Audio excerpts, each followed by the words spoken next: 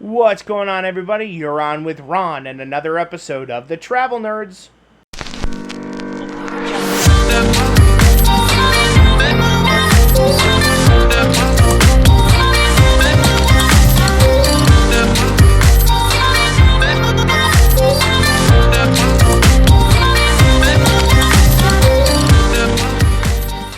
What's going on, everybody? It's Ron from The Travel Nerds coming at you with today's video where we talk about the top 5 mistakes people make when dealing with Disney dining. There is a lot that goes into a Disney vacation, and dining is one of those crucial pieces. Now that we're coming out of COVID and most restaurants are open, not all, but most restaurants are open and taking reservations again, and we're starting to get back to a normalcy, I thought this would be a great time to talk about those top 5 mistakes people make when dealing with Disney dining. These mistakes are common mistakes a lot of people make that don't understand Disney, and even those that understand Disney and have done Disney before still make some of these mistakes. So you might learn something even if this is not your first go-around with a Disney trip. Number 5. Number 5 starts out real simple, and that's not considering the resorts when you're booking your Disney dining. All too often, people only think about dining in the parks. When you're going to Disney World and you're talking about one of those 4 parks, Epcot, Animal Kingdom, Hollywood Studios, or Magic Kingdom, that's all your brain ever thinks about. When there's a ton of great dining choices at your resorts, and generally speaking, have a lot better reservation opportunity and availability because they're not in the parks. So for a perfect example, if you're dining at Epcot that day, you want to do a restaurant, you're thinking Coral Reef, you're thinking Le Cellier, but then both have very bad wait times, reservations are there, what are you going to be doing that day? Well, you could think of hopping on the Skyliner and riding over to the Riviera Resort and checking out the new Topolino's for dinner. Great option, great choice. If you're over at Magic Kingdom, think about leaving the front of the park there and hopping the boat over to Grand Floridian, or going over to Wilderness Lodge, or hopping the monorail down to the Polynesian. All of these resorts have dining options available that are great to eat at and great to enjoy, have great reservations, and then when you're done, you just come right back into the park. It doesn't actually take as long as you think to leave a park and get over. Sometimes, yes, you're like, oh, I don't want to leave the park, we're having fun, but think about it. If you're on one end of the park already, you're going to have to walk to your reservation, wait for your dining, eat, and then you're coming back to where you were going before.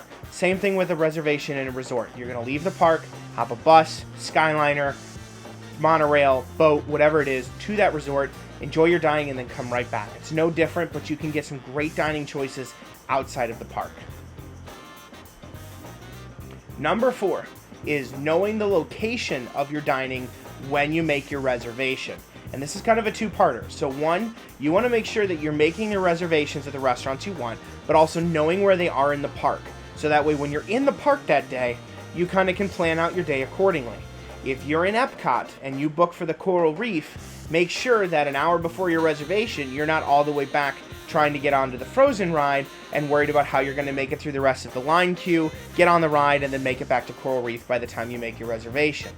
Same thing in Magic Kingdom. If you're going to be up at the front and going to Crystal Palace, make sure you're not all the way in the back of the park over in line for Dumbo. Concept of location is very key. The other thing is make sure that when you're making your reservations, they are locations that you can get to and you know how to get to them. Going back to number 5, if you make a reservation at a resort, make sure you know where that resort is located on property and how you're going to get there. Don't just think, oh yeah, I'm going to Topolino's, we're going to go to Riviera, but then you're at Magic Kingdom and there's no easy way other than going all the way to the front, getting on a bus and taking the bus over. So just make sure you know the best way you're going to get over there to your reservation. Honestly, most of the time, it's probably quicker to take an Uber off the park and go straight to the resort you're looking for if you're in a time crunch. Busing and all of the Skyliner and those are going to be free and easier to do if you have the time. But if you're in a rush, don't rely on Disney Transit, take an Uber over. Except in Magic Kingdom, you kind of have an issue there, so I recommend walking over to the Contemporary and then taking an Uber from there. Otherwise, you're going to have to go to the Transit and Ticket Center to get an Uber from there, and it's still going to end up being the same thing. But know the location so that when you're in the park the day of, you can kind of plan accordingly. Oh, we're at Crystal Palace, let's go ride Jungle Cruise, it's right next door. Oh, let's go shop at Emporium for a little bit, we're right up the street. Versus, oh, I'm all the way back here on Dumbo and I've got a reservation in 20 minutes. Number 3 is one that a lot of Disney rookies make, and that's booking too many dining reservations. A lot of times everybody wants to try every restaurant they can, so they make a reservation for lunch and dinner every single day, and probably breakfast a few of those days as well. Keep in mind that dining reservations do take a lot of time. You're going to end up waiting, even when you have a reservation, you're going to end up waiting a few minutes to get to your table.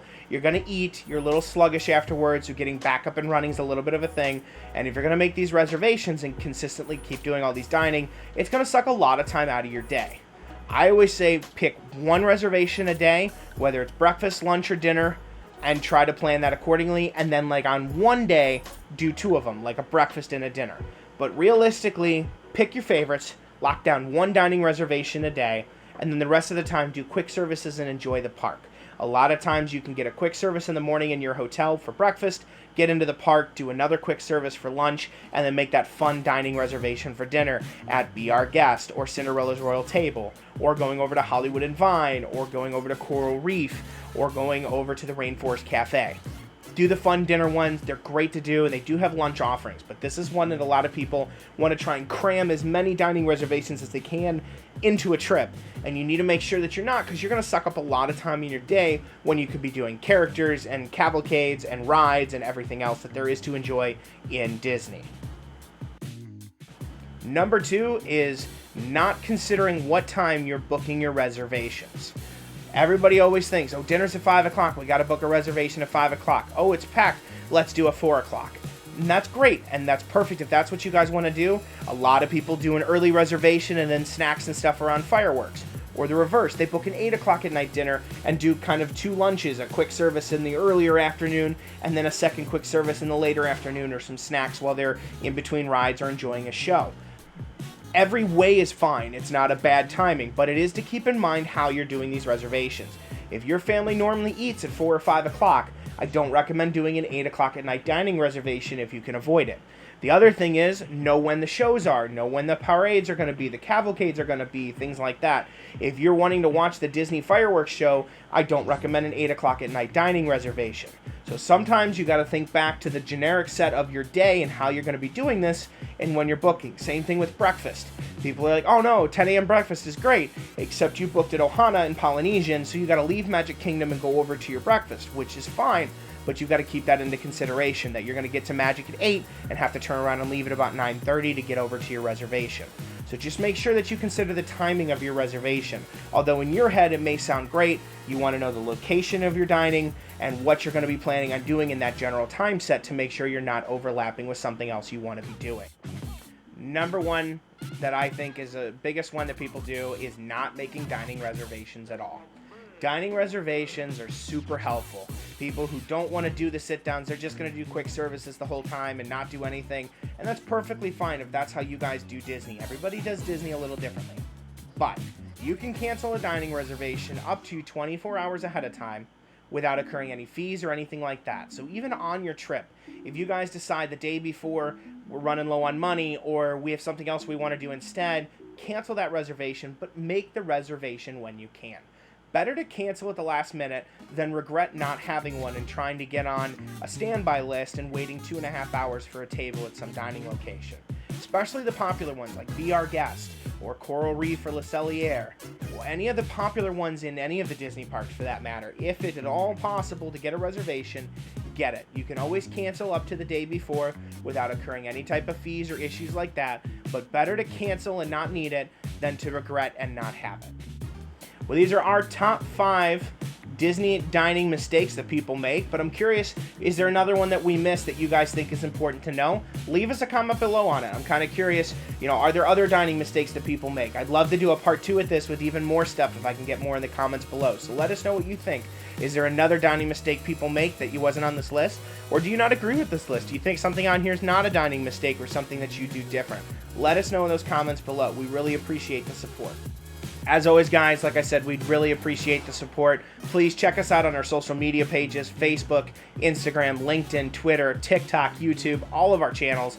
like, share, support. We really appreciate it, especially here on the YouTube channel. Make sure to click that subscribe button below and hit that bell icon so you know when we've got new videos coming up. We're going to be shooting some out here in the next few weeks and coming up with more and more content. And let us know in the comments if there's a video you want us to see. You want to talk something Disney, you want something non-Disney, whatever the case may be, let us know below. We'd love to come up with more content for you and get you what you guys want to hear. So don't forget to hit that subscribe button and the bell icon so you guys know when we're doing more content. And again, thank you for your support, guys, and we'll see you next time.